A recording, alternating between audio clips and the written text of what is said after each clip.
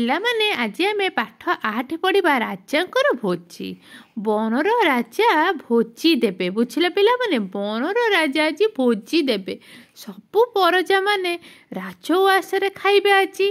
ଡାକରା ପାଇଁ ଯିବା ପାଇଁ ସବୁ ଆଜି ସଜ ବାଜ ହେଇକି ପୁରା ରେଡ଼ି ହେଇଗଲେଣି।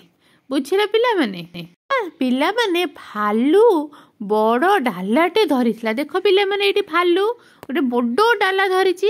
ସେଥିରେ ଧଳା ଧଳା ଫୁଲ ସଜା ହୋଇଥିଲା।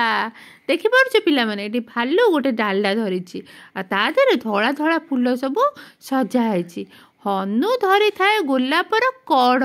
ଦେଖ ଆଗରେ ହନୁ, ଦେଖ ଗୋଲାପର ଗୋଟେ କଢ଼ ଧରିଛି।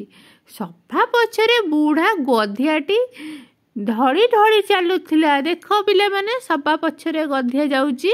ପୁରା ଗଧିଆ ପୁରା ଢଳି ଢଳି ଢଳି ଢଳି ଚାଲୁଥିଲା। ଡବାରେ ଖାଇବା ଦରବ ଥାଏ। ଡବାରେ ଖାଇବା ଜିନିଷ ସବୁ ଅଛି ପିଲାମାନେ। କ'ଣ ଅଛି ଡବାରେ? ଖାଇବା ଜିନିଷ। ଢାଙ୍କୁଣୀ ଖୋଲି ଦିଆଗଲା। ଉଆସରେ ଯିବା ମାନେ ଧାଡ଼ି ହୋଇ ବସିଗଲେ। ଢାଙ୍କୁଣୀ ଖୋଲିବା ମାତ୍ରେ ଉଆସରେ ଯେଉଁ ଜୀବମାନେ ସବୁ ଆସିଥିଲେ, ଜୀବଜନ୍ତୁ ଧାଡ଼ି ହୋଇ ବସିଗଲେ। କେତେଜଣ ଡଙ୍କି ଧରି ବାଢ଼ିବାରେ ବି ଲାଗିଲେ। ପିଲାମାନେ, ଡଙ୍କି ଧରି ବି କେତେଜଣ ପରସିଲେ। ପରସିବାକୁ ଆମେ ବାଢ଼ିବା ବି କହିପାରିବା। ବୁଝିଲ? ସଭା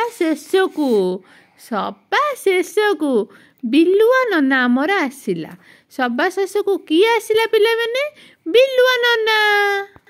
ପିଢ଼ା ପକେଇ ବସିଗଲା। ବିଲୁଆ ନନା ଯେ ସଭା ଶେଷକୁ ଆସି ପିଢ଼ା ପକେଇକି ପିଲାମାନେ ସେ ବସିଗଲା। ଭାବିଲା ଆଜି ପେଟକୁ ପୁରା ପୂରେଇକି ଖାଇବ। ବିଲୁଆ ନନା ଭାବିଲା ଆଜି ପେଟ ପୂରେଇ ଖାଇବ। ଦେଖିଲା ବେଳକୁ ଡବା ପୁରା ଖାଲି।